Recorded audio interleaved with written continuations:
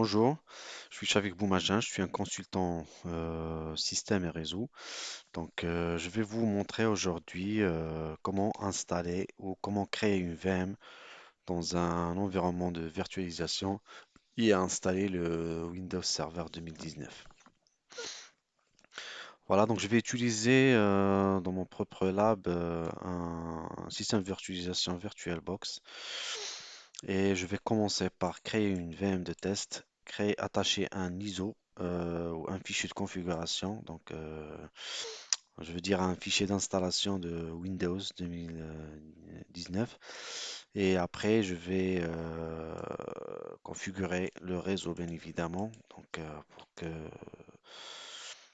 que ma VM après peut utiliser Internet ou être dans un environnement ou dans un réseau local. Et après, donc, je vais essayer de redémarrer ou booter sur l'ISO et bien évidemment comment on va voir ensemble comment on va poursuivre l'installation. Alors, je vais commencer. Voilà, donc j'ai déjà des VM propres à moi, donc je vais créer une nouvelle VM. Je vais lui donner un nom, donc VM, on peut dire Win 2K 2019. Je vais pointer sur la bonne version du système pour un peu organiser les choses. Suivant, voilà, donc pour un serveur Windows Server 2019, c'est recommandé d'avoir 4 Go de RAM au minimum. Voilà, donc c'est créé là pour créer un disque. Je vais créer un disque. Il me donne les versions ou l'extension des fichiers de la VM. Donc VDI c'est pour le Oracle et la VirtualBox. VHD c'est pour Hyper-V. VMDK c'est pour un système VMware. Je vais rester sur le VDI. Voilà, là, donc je vais créer dynamiquement 50 Go de disque pour utiliser juste dont j'ai besoin ou voilà, ça va me rajouter de la taille au fur et à mesure que j'ajoute des données. Mais dans un environnement de production, il faut fixer la taille pour ne pas avoir des problèmes d'espace après. Donc, dynamiquement, suivant, je vais me laisser sur 50 Go par défaut, créer. Voilà. Elle est créée ici, je vais aller vers pour voir la configuration et je vais pointer sur la partie réseau. Mon besoin, c'est que ma VM utilise ma carte réseau euh, locale sur mon PC pour pouvoir aussi accéder à Internet et tout. Donc je vais dire que la carte réseau de la VM sera utilisée comme un accès par pont. Donc on va utiliser un accès par pont. Donc, le pont, c'est ma carte réseau. Donc du coup, il va utiliser Internet aussi. Voilà, et si vous voulez ajouter d'autres adaptateurs, bien sûr, vous pouvez le faire. Je vais aller sur le stockage. Pourquoi? Donc c'est pour ajouter le stockage, ça veut dire juste pour ajouter le fichier ISO sur lequel on va booter. Voilà, donc j'ai téléchargé déjà l'ISO à partir du site de Microsoft sur mon disque local. Voilà, elle est là. Ok, et je laisse tout par défaut. Ok, je vais démarrer. Ça va démarrer directement sur l'ISO puisqu'il n'y a pas d'autre disque système installé sur la machine. D'accord. Donc, toc. Voilà, elle va charger les fichiers d'install.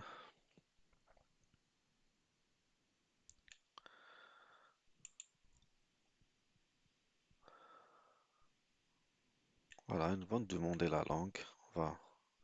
C'est la langue du système et là c'est la langue du clavier. On va laisser sur français. Suivant, on va faire installer maintenant.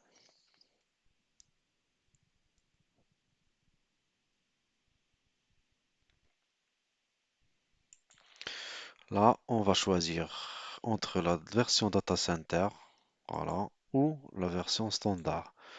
Si on va utiliser la virtualisation, donc ça veut dire Hyper-V, il vaut mieux d'avoir la data center pour, pouvoir en bénéficier de toute la partie voilà, performance, ça veut dire le nombre de corps par serveur, le nombre de VM à installer sur un nœud, etc. Ce genre de choses. Mais ici, on ne va pas utiliser la virtualisation. Il suffit d'utiliser la version standard puisque la licence est un peu moins chère. La standard évaluation et la standard évaluation expérience bureau. Donc, pour utiliser la carte par l'environnement graphique, on va utiliser l'expérience bureau. Tac, là, il faut accepter. Pardon. Et on va personnaliser. Là, si on veut garder juste un seul disque, on le laisse comme ça, on fait suivant. Si on veut partitionner ce disque en deux ou en trois, il suffit de faire nouveau, définir la taille, la moitié par exemple, et ce qui reste, on va pouvoir faire un autre disque avec. Moi, je vais utiliser juste 50, juste un seul disque. Et voilà, si vous avez des questions après, vous pouvez me les poser, je peux vous expliquer un peu plus en détail. D'accord, moi je vais laisser comme ça, je vais faire appliquer et elle va créer une partie réservée au système pour faire sa gymnastique, voilà, c'est un environnement de travail pour le système. Donc ça va être voilà, donc ça fait 550 mégas presque qu'il va réserver pour lui. Et là, donc notre partition 2, il sera là pour pouvoir y installer le système. Voilà. On va commencer à copier les fichiers et on va les installer petit à petit. On va terminer son installation et c'est tout.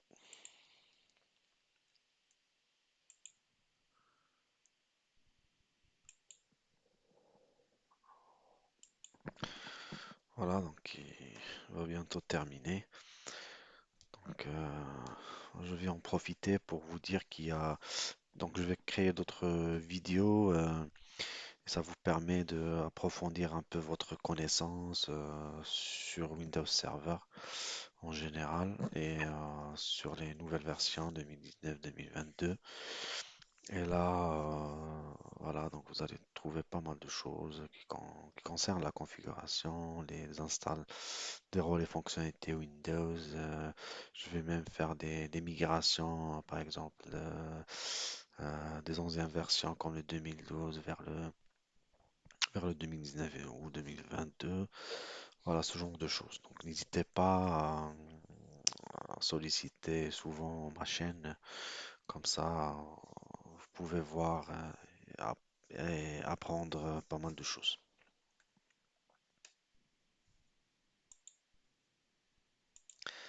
Voilà, il a terminé l'installation.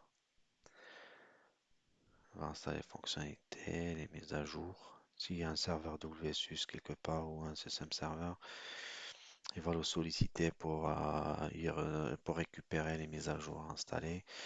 Mais dans l'autre cas, non, c'est une installation basique du système.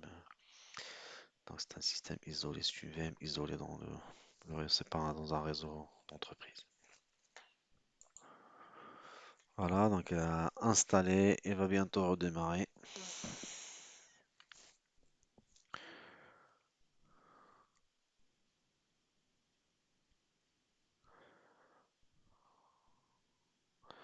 Voilà, là, et surtout pas cliquer sur une touche.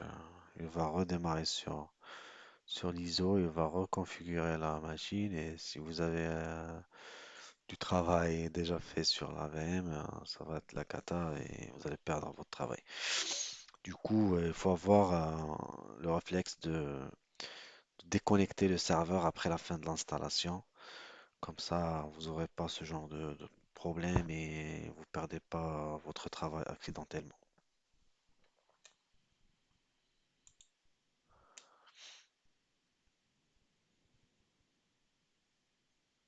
On va redémarrer encore une fois pour terminer la configuration.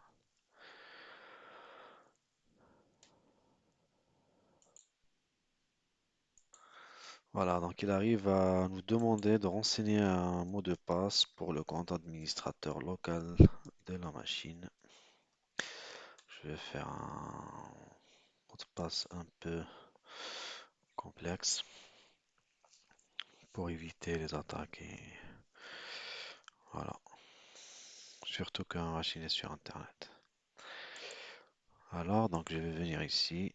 Je vais pouvoir voilà, donc je vais pas pouvoir parler de tout, donc j'ai beaucoup d'informations à vous transmettre, mais je préfère le laisser petit à petit. Voilà.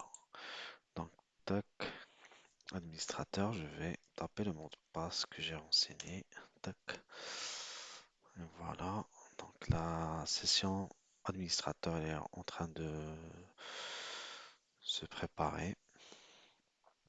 Et on va arriver bientôt à notre propre bureau.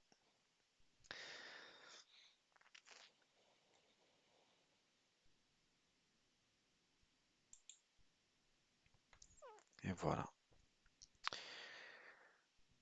Voilà, dans une VM 2019 ou 2022 ou toutes les versions presque du système d'exploitation Windows Server, il y a deux choses qui vont se lancer au début. Il y a l'assistant de configuration réseau pour dire est-ce que la carte réseau, la connexion dont on est branché ou on est connecté, est-ce que ça va être une connexion ou un réseau public pour nous ou privé? Dans notre cas, je vais dire que c'est public parce que ça fait pas partie de notre réseau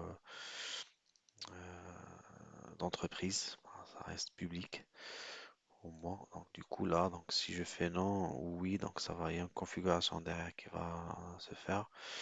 Moi, je vais utiliser public pour dire que ce réseau il est public, c'est pas interne à l'entreprise. Voilà, donc la deuxième chose, il y a le gestionnaire du serveur qui va se lancer à chaque démarrage de, de la session.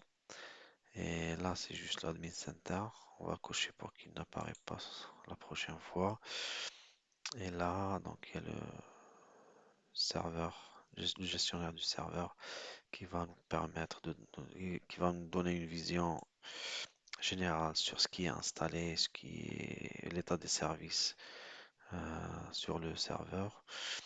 Et ça permet aussi de nous montrer un peu la configuration, euh, donner un aperçu sur la configuration faite sur la VM et nous permettre aussi d'avoir des liens vers les configurations si on veut modifier par exemple quelque chose. Tiens d'exemple le nom par exemple, si on clique ici, il va nous permettre d'aller pour changer le nom de la machine. Voilà. Euh, voilà. Et tac, donc. Je pense que ce sera tout pour cette vidéo. Donc, serveur manager, je peux vous ajouter qui est quand c'est donc c'est la clé ou c'est comment dire, c'est le tableau de bord qui va nous permettre d'ajouter, d'installer, de faire quoi que ce soit sur le serveur. Et voilà, donc on va toujours le voir dans nos prochaines vidéos. Comme ça, on va utiliser à chaque fois l'un de ces options ou l'une de ces options. Voilà, donc je vous dis à tout à l'heure dans les prochaines vidéos et je vous remercie infiniment pour votre temps. Voilà, merci beaucoup. Au revoir.